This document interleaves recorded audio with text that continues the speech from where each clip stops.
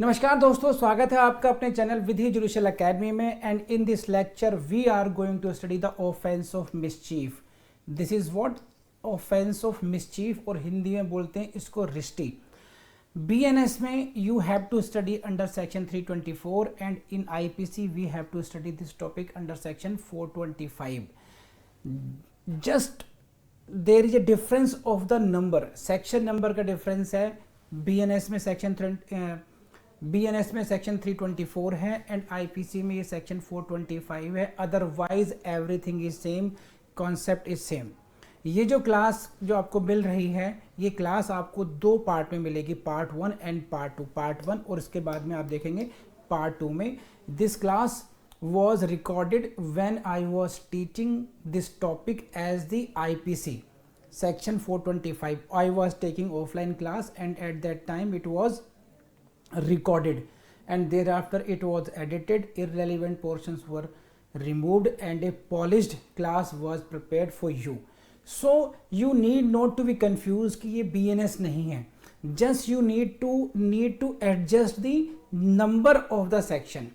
Section number 324 BNS का है और ये आपका IPC है 425। तो आपने वेरेवर आई से सेक्शन 425 IPC, जस्ट आपको ये समझना है कि ये सेक्शन 324 BNS का है, बाकी सब कॉन्सेप्ट सेम है। तो इसी के साथ let's start the part 1। So let's start the topic of mischief section 425 and again please note down this topic is very very important for you, prelims, mains as well as for interview. And however, what is more important in this case, sometimes this topic becomes very confusing. Sometimes it confuses you with the offense of theft, because sometimes we become very confused whether it is theft or it is the case of mischief. So concept clarity of this offense is very necessary. ठीक है, this is the only offense in the category of offenses against property which can confuse you. So please be more cautious while dealing this. The first question to you will be from the heading itself, where is the mischief defined? mischief कहाँ defined है? 425 में। पहला प्रश्न आपसे यही पूछा जाएगा, first question in prelims. So you must remember this. Now come to the Barak language. Barak language क्या कह रही है इसकी? Please highlight your Barak as I have highlighted. This will help you to understand in a better way. बहुत अच्छी तरीके से समझना है तो इसको प्लीज हाईलाइट कर लीजिए। Whoever with the intent to cause or knowing that he is likely to cause wrongful loss or damage to the public or to any person. This is the first line. What? I repeat, whoever with intent to cause or knowing that he is likely to cause wrongful loss or damage to the public or to any person. So what is the intention here? Intention is what? Whoever, please see this slide, whoever with intent to or knowing that he is likely to cause. So there are two mental elements, two kind of mens reas mentioned here. It is first intention. Either there should be intention to cause or there should be knowledge that he is by his act likely to cause this. Either there should be intention or there should be knowledge. किस बात की? That wrongful loss, he is likely to cause wrongful loss or damage. वो किसी व्यक्ति को wrongful loss या damage करने वाला है, या he has intention, his intention is to cause wrongful loss or to damage. किसको? To the public or to any person. Please एक phrase note down, the each and every phrase is very important in this case. The wrongful loss or damage किसको? wrongful loss हो या damage हो किसको होगा? It may be to the public or to any person. And sometimes you will see कि this is not the any person का मतलब यानी कि owner of the property हो।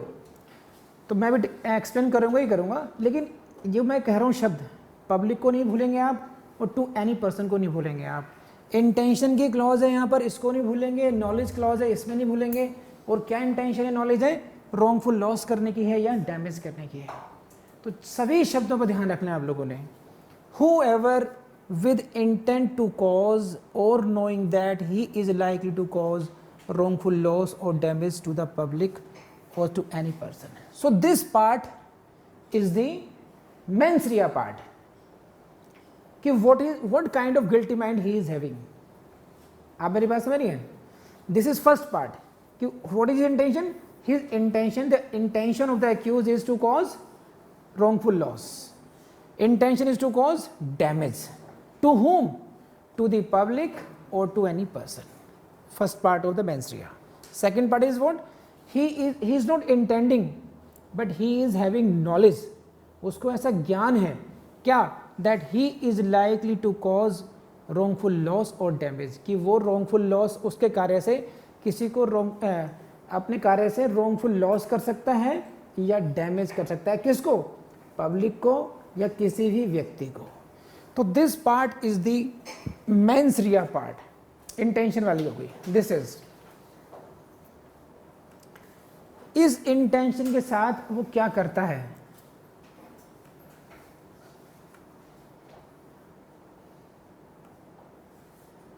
causes the destruction of any property. With that intention, with that knowledge, what he does? He causes the destruction of any property. First, this is, he is destroying some property. Got it? And this is any property. This is not any kind of special property, movable or immovable. The word used here is what? Any property. Okay? Or if he is not destroying this, he is not causing destruction. What he is doing? He is doing what? Causes any such change. वो इस प्रकार का उसमें बदलाव लाता है. Causes any such change in what? In any property. किसी भी प्रॉपर्टी में वो इस प्रकार का बदलाव लाता है, चेंज लाता है, या in the situation thereof. In the situation thereof. So he is with this element. Now please see this slide again. ये था मेंस रिया वाला part. In such kind of intention knowledge क्या कर रहा है फिर वो? Causes destruction or change. ठीक है? Destruction of or change in situation of any property. समझे नहीं समझे आप? This is. और क्या करता है? Or destroys, say, causes. ये समझ गए आप लोग? तो जो क्या क्या कर रहा है वो? Either he is causing destruction property or he is bringing change in the property or situation. कैसे? As destroys or diminishes its value or utility. And because of that, what is the result? So first of all, देखिए, you can break it. You can break this section into three parts. First part is the mens rea part. What is his intention? His intention is to cause wrongful loss or damage to any public or to any person, or he is having knowledge. तो ये हुआ आपका उसका mains rea वाला part. Second है acts Reis वाला part, कि what he does, he is causing destruction or change in the property or situation of the property. Third part is the result of that. What is the result of that actus reus? उसका result क्या निकल के आता है ना? उसका result क्या निकल के आता है? As destroys or diminishes its value or utility because of his act, whatever he does, उसके कार्य से क्या हो रहा है कि या तो प्रॉपर्टी डिस्ट्रॉय हो जाती है, खत्म हो जाती है, डिस्ट्रॉय हो गई है ना, या डिमिनिशेस इट्स वैल्यू और यूटिलिटी, उस प्रॉपर्टी की जो मूल्य है या उपयोगिता है, वैल्यू मीन्स मूल्य, यूटिलिटी मीन्स उपयोगिता, उसका मूल्य या उसकी उपयोगिता कम हो जाती है, डिमिनिशेस इट्स वैल्यू और यूटिलिटी, और अफेक्ट्स इट इंजुरियसली, या उसको नेगेटिवली अफेक्ट करती है, then we say such person commits mischief. I hope you got it. तो you please see this slide again, ये बहुत ज़रूरी है समझना आपके लिए. इंटेंशन हो या नॉलेज हो, है ना, इधर देयर इज एन इंटेंशन और knowledge. What kind of? That he is going to destroy it, है ना. Intention, with such intention knowledge, what it is, he is causing destruction और चेंज। डिस्ट्रॉय किसको करता है? He destroys any property. Are you getting और not? With such intention और knowledge as I have explain to you, he destroys any property और he brings any change. Change को समझ लीजिए, बाइफरकेट कर लीजिए इसको। चेंज किस में? Change in the property, change in any property. सही है? या तो प्रॉपर्टी में चेंज कर दिया उसमें, या change in situation of any property, property की सिचुएशन में चेंज कर दिया। हर दोनों में तो समझ पा रहे हैं? इधर you are changing the property itself और you are changing the situation of the property, and what is the result? Because of this change, this is diminishes its value और यूटिलिटी। इस प्रॉपर्टी की वैल्यू या utility कम हो जाती है, उसका मूल्य या उपयोगिता कम हो गई, या उस प्रॉपर्टी को दैट इज अफेक्टेड इंजुरियसली, वो नेगेटिवली अफेक्ट होती है प्रॉपर्टी। तो I hope this is very much clear to you. Please raise hand अगर समझ में आ गया तो। कोई है ऐसे समझ में नहीं आया हो? ठीक है, देखिए इसको हम ऐसे भी देख सकते हैं, we can see it like this also. This is intent to cause और knowing that he is likely to cause. Got it? This is the mental element, mens rea. Intent to cause or knowing that he is likely to cause what? Wrongful loss or damage to the public or to any person.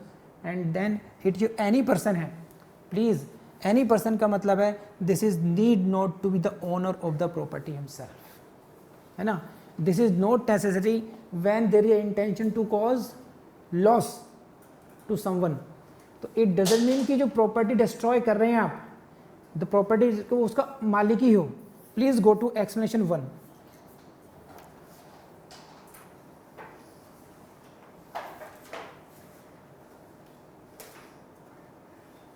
इसको एक काम कीजिए, अभी पहले explanation 1 पे जाने से पहले आप प्लीज जरा इसको और समझने के लिए please go to illustration number 1 first. Please go to illustration number 1। A voluntarily burns a valuable security belonging to Z. Valuable security किसको बिलोंग करती है? जेड को। What he is doing?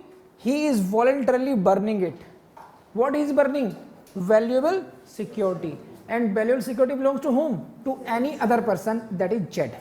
Intending to cause wrongful loss to Z, this is the intentional. Intention is what? To cause wrongful loss to any other person. Here any other person is what? Jed. Then A has committed mischief. So burning the property of someone, here it is what? Valuable security. Got it or not? So if you are burning valuable security belonging to other persons, it means what? You are causing mischief. You are committing the offense of mischief. समझ में आता है? A is the accused, property belong to Z. In this case, Z is the owner of the property which is being destroyed. This is the case of destroying. Whoever destroys the property, property को नष्ट करता है, ठीक है, और किसी अन्य व्यक्ति को रोंगफुल लॉस पहुंचाता है। प्लीज रेज हैंड अगर बात समझ में आ गई हो तो। Next, A introduces water into an ice house belonging to Z. Again A introduces, A is the accused, what he is doing? Actors क्या है? That introduces water into an ice house. Ice house belong to Z, this is the property of someone else. पानी घुसाएंगे अगर ice house में जहाँ पर बर्फ जमती हो तो क्या होगा? It will melt, thus causes the ice to melt, और पानी वो जो बर्फ है वो पिघल जाती है। Intending wrongful loss to Z. So you see all the essential elements of the mischief are here, है कि नहीं है? Intention to cause wrongful loss है, and what he is doing? That he is destroying the property again, ठीक है। Next, see, A voluntarily throws into a river a ring belonging to Z. Again property belong to what? Belong to Z, है ना? With intention is what? With the intention of thereby causing wrongful loss to Z. Again intention is this. This is the case of mischief. So please see, I always recommend you कि जितने भी illustrations हैं, इन illustrations को आप बहुत ढंग से बार बार पढ़ेंगे, and 99.99%, I am saying 99.99% questions आपको यहां से ही मिलेंगे. Next, A causes cattle to enter upon a field H belonging to Z, intending to cause and knowing that he is likely to cause damage to Z's crop. Again, this is the case of Z's crop. सही है. तो these are the three illustrations A, B, C and H on this point. Now come to next part of this. What is this? Explanation 1. So please come to now explanation 1. It is not essential to the offense of mischief that the offender should intend to cause or loss or damage to the owner of the property injured or destroyed. Very important, and most likely you will see the questions from the explanation. What is this? It is not essential that offender should intend to cause loss to the owner of the property. Property कि owner को ही loss पहुंचाने की जरूरत नहीं है. This is very important. What is the intention is required here? This, see this, intention to cause, intent to cause और knowing that he is like to cause wrongful loss to any person. किसी भी व्यक्ति को wrongful loss करना है या damage करना है उसको, है ना, ये इंटेंशन है. अब जरूरी नहीं है कि जो प्रॉपर्टी का जो नुकसान कर रहे हैं वो मालिक ही हो. कैसे? प्लीज गो टू इलस्ट्रेशन ई. इससे आप समझ पाएंगे कि मैं कहना क्या चाह रहा हूँ आपसे. इलस्ट्रेशन ई देखो आप. ये A having insured a ship. क्या क्या इन्हें? ए ने शिप की इंश्योरेंस करवा ली. A having insured a ship. And please आप अपने उसमें ऐसा कीजिएगा, बेयर एक्ट में जहाँ पर एक्सप्लेनेशन 1 लिखा है ना, वहीं पर लिख लीजिए इलस्ट्रेशन ई. फिर आप अपने आप सेल्फ स्टडी भी करेंगे तो समझ पाएंगे कि कौन से इलस्ट्रेशन के साथ मैच करना है इसको. तो प्लीज write illustration E where it is written in your book explanation 1. Explanation 1 and write bracket illustration E. A having insured a ship. Ship का इंश्योरेंस करा लिया गया है, ठीक है. Voluntarily cause is the same to be cast away. बह जाने देता है उसको with the intention of causing damage to the underwriters. Now जो इंश्योरेंस कंपनी है, लॉस किसको होगा? इंश्योरेंस कंपनी को. प्रॉपर्टी किसकी है? मेरी. Property belongs to me in this case and I am voluntary causing it to cast away. बह जाने देता हूं उसको मैं, है ना. तो right now what I am doing, I am causing loss of my property. I am destroying my own property, but intending to cause wrongful loss to you. समझ? कलाकारी इसमें क्या है? मेरी ही प्रॉपर्टी है. Property belongs to me, ship belongs to me, but because I have insured it, then if it is cast away, then I can demand the insurance claim from the insurance. It is like this. If I have taken insurance over my house, अपने घर पर insurance ले लिया मैंने. घर किसका है? मेरा घर है. आग लगा दी. किसके घर में आग लगी? मेरे घर में आग लगी. तो अपेरेंटली क्या दिखाई देगा? मैंने अपनी प्रॉपर्टी जला ली. लेकिन अल्टीमेटली लॉस किसका हो रहा है? इंश्योरेंस कंपनी का हो रहा है. So it is not necessary. तो ये जो फ्रेज है इसको आप इग्नोर करके भूल जाइए. फेल होना हो तब.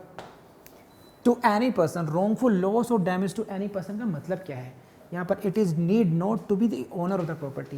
ये जरूरी नहीं है कि जिसको नुकसान पहुँचा रहे हैं, जिसको नुकसान हो रहा है वो मालिक ही हो उस प्रॉपर्टी का. It is not necessary at all that the person who is sustaining losses, who is facing losses, he must be the owner of that property. It is not the requirement of section 425. Please raise hand अगर बात समझ में आ गई तो, है ना. To understand it in a better way, please go to explanation F now. Again, same, लगभग same. A causes a ship to be cast away, again intending thereby to cause damage to Z who has lent money on bottomry on the ship. Again वही है, property मेरी, कुछ लोगों ने उससे properties में insurance करा रखा है, उसको लॉस पहुंचाने के लिए अगेन मैं उसको भेजाने देता हूँ उसमें. तो these illustrations E and F. Now come to explanation 2. It is very important for you. See this. Mischief may be committed by any act affecting property belonging to the person who commits the act. Again, see, in notes given to you, I have put the explanation 1 and explanation 2 in the tabular form, and there is purpose for these kind notes, so that explanation 1 should be read with the explanation 2 side by side. The putting these two explanations in the table है ना, is the there is some purpose for this, and purpose is what, कि आप इनको explanation 1 को और 2 को सही से एक साथ पढ़ के समझ पाएँ। इसको, इन दोनों को एक साथ पढ़िए आप, तब आपको समझ में आएगा। What is the first explanation? कि ये जरूरी नहीं है कि वो ओनर हो प्रॉपर्टी का, है ना। It is not essential that offender should intend to cause loss to the owner of the property, है ना। And this is what, again लगभग सेम बात कही गई है एक्सप्लेनेशन 2 में, कि मिसचीफ में be committed by any act affecting property belonging the person who commits the act. जो एक्ट कर रहा है वो अपनी प्रॉपर्टी को आग लगा करके, अपनी प्रॉपर्टी डिस्ट्रॉय करके भी मिसचीफ कर सकता है। डिपेंड्स अपॉन दिस सर्कमस्टेंसेस, कि सिर्फ intention is what, intention is to commit wrongful loss to any other person. Intention is this. Intention is not कि he should be the owner of the itself also. Loss होना चाहिए तुम्हें, तुम्हारी property है या नहीं है, बल्कि अपना घर फूंक करके तुम्हें नुकसान पहुंचाऊंगा। इसे ऐसे समझ लीजिए रमेश जी की लैंग्वेज में, हम तो डूबेंगे सनम, तुमको भी ले डूबेंगे, कि घर तो जलाऊंगा अपना मैं, लेकिन नुकसान तुम्हें भी पूरा पूरा होगा इसमें, है कि नहीं है। ये वही वाली कहानी है कि नहीं है। चलिए पढ़ते हैं। और that person and other person jointly, तो यह प्रॉपर्टी खुद की उसकी अपनी हो सकती है, या he can be the joint owner of that property also. जैसे please go to illustration D. A knowing that his effects are about to be taken in execution in order to satisfy a debt due from him to Z. A के विरुद्ध कोई order pass हो चुका debt recovery में। Are you getting point? An order has been pass by the court against A, okay, in a debt recovery case, and now this is the case of execution. His property, his effects are to be attached now in execution. आपने किसी से loan ले लिया और loan देके वापस नहीं किया, उसके लिए जो पीड़ित पक्ष है वो गया कोर्ट में, सही है, उसके फेवर में हो गया जजमेंट, डिक्री मिल गई कि you can recover debt from him. अब उसके बाद नेक्स्ट स्टेज आएगी एग्जीक्यूशन की। एग्जीक्यूशन में क्या हो सकता है, प्रॉपर्टी अटैच हो सकती है। तो आपकी प्रॉपर्टी अटैचमेंट के आपको पता है कि भाई ये ऑर्डर हो चुके हैं, है ना। In this case accused knows what, that his property is likely to be attached now in execution of the order for the debt recovery. तो property belongs to himself, it is his property, but now he knows it is to be attached. So then what he does, destroy those effects. उन effects को, उन property को वो destroy कर देता है। किसकी property है? खुद की property है। लेकिन अगर ये destroy हो जाएगी तो कर लो attachment, अब किसके करोगे आप? बात तो ये ना, तुम्हें नुकसान होगा, तुम्हारा फायदा नहीं होने दूंगा मैं, चाहे कुछ भी हो जाए, है ना। I am intending to cause wrongful loss to you because as per the legal order, as per the court order, execution order, this property is to be now attached and now it will be sold and proceeds of that will be given to you. Court के order के हिसाब से court की order property हो गई, अब ये attach होगी, कुर्क होगी, पैसे आएंगे, पैसे इसको दिए जाएंगे, मेरा क्या होगा, एक जलाओ उसको भी, देखा जाएगा जो होगा। तो नाउ डोंट गेट कंफ्यूज कि he is destroying his own property, it is the case because he is intending to cause wrongful loss to any other person by causing damage to his own property. Raise hand please अगर समझ में आ गई तो। मेरी कोशिश यही है, देखिए आपको एक एक बात को बहुत अच्छी तरह से समझा दूं, कम से कम फिर आपको भूलते पछतावा होगा कि सर ने तो बहुत पढ़ाया था, हमने ही नहीं किया। ठीक है, now come to G, illustration G. A having joint property with Z in a horse. Vibhor ने और यश ने एक घोड़ा ले लिया जॉइंटली, समझ रहे हैं बात? They are the joint owner of a horse. Now A shoots the horse intending thereby to cause wrongful loss to Z. खुद का लॉस तो कर ही रहा है, but now intention is to cause wrongful loss to other person also. Now though he has committed the mischief. सही है? Now sometimes जो मैंने आपसे कहा था, मैं इस क्वेश्चन का आंसर नहीं करूंगा, क्वेश्चन कहाँ पर कॉम्प्लिकेटेड हो जाता है। मैंने रमेश जी के घर में घुसा, इनकी भेड़ वहाँ से निकाली, ले गया और सब मार दिया। सो नाउ इसको फ्रेगमेंट, मैंने प्रॉपर्टी को डिस्ट्रॉय भी कर दिया उनके लिए। So whether this is an offence of theft और मिसचीफ और बोथ, है ना? समटाइम्स क्या है ये, आप समझ रहे बात को? भेड़ लेकर के मार दिया, property is also destroyed and taken away also. तो इस तरह की कई बार क्वेश्चंस आपको आते हैं। जब मुझे बताइएगा 5 मिनट डिस्कस करेंगे at the end of the chapter इसमें, सही है? तो ये क्या हो गया आपका एक्सप्लेनेशन 1 और 2 समझ में आया नहीं आया है? बताइए कितने इलस्ट्रेशन है इसमें अब तक आए हैं? जी तक कर लेंगे आप लोग अच्छी तरीके से। जी एच सारे मैंने देखो आपको पूरा डायरेक्ट समझा दिया, उसके एक एक पक्ष को समझाया आपको, सारे एक्सप्लेनेशन कवर कर दिए और सभी इलस्ट्रेशन आ गए इसमें। Now next part. तो दोस्तों आपने क्लास अटेंड की होगी और मुझे पूरी उम्मीद है कि आपको ये लेक्चर पसंद आया होगा। जितना पढ़ाया है, जिस तरीके से टेक्निकलिटी से पढ़ाया गया है, उससे ज़्यादा करने की ज़रूरत नहीं है। उससे ज़्यादा फिर सिर्फ इतना करना है, आपने इस लेक्चर में जो पढ़ाया गया है उसको याद करना है और रिवाइज करना है, और बस इसको आपको सेक्शन 324 के रेफरेंस से पढ़ाई करनी है, इसको नोट मोर देन दैट। देखिए पढ़ने की कोई सीमा नहीं है, आप कितने भी डिटेल में जाके पढ़ सकते हो। कमेंट्रीज में there are lots of cases, but whether we require that और नॉट, आंसर इज नो। सिर्फ आपको इररेलेवेंट नहीं हटाना है और रेलिवेंट पोर्शन पढ़ना होता है। एग्जाम ओरिएंटेड पढ़ाई अलग होती है। LLB के लिए हम पढ़ाई करने का तरीका हमारा अलग होता है, प्रैक्टिस करने का तरीका अपना अलग होता है। इसीलिए जो क्लासेस हैं ये वो हैं आपकी only and only for the competitive point of views, and that is only for the mainly for the judicial services। तो इस बात को ध्यान में रखते हुए चलिए हम अगले पार्ट की तरफ बढ़ेंगे, जो कि इसी लेक्चर की कॉन्टिन्यूटी है। थोड़ा एक वीडियो थोड़ा लेंथी ना हो जाए, इसलिए पार्ट में डिवाइड कर दिया गया है। ठीक है, thank you very much. Now let's move to the next part.